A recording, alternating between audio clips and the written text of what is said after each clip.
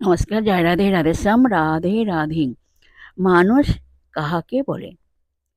মানব পরমেশ্বরের সৃষ্টি প্রদর্শনীর সর্বোৎকৃষ্ট শোভনীয় বস্তু, সৃষ্টির ভূষণ স্বরূপ।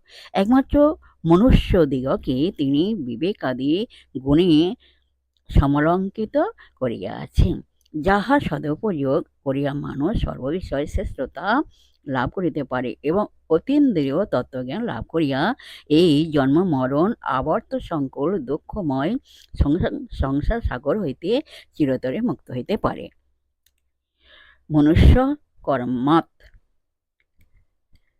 মত্তা কর্মাণি সিবন্তি ইতি, অর্থাৎ মানুষ কাহাকে বলে?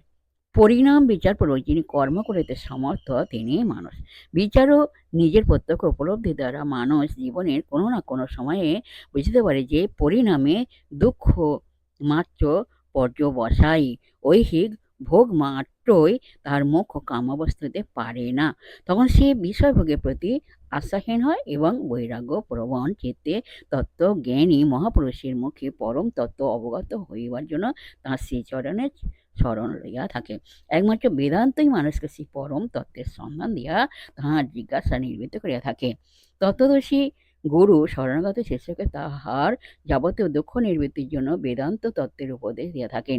বেদান্ত তত্ত্বজ্ঞানী রাগ দেশের মূল অজ্ঞান নিবৃত্ত করিয়া মানবকে সর্বাত্মভাবে সুপ্রতিষ্ঠিত করে।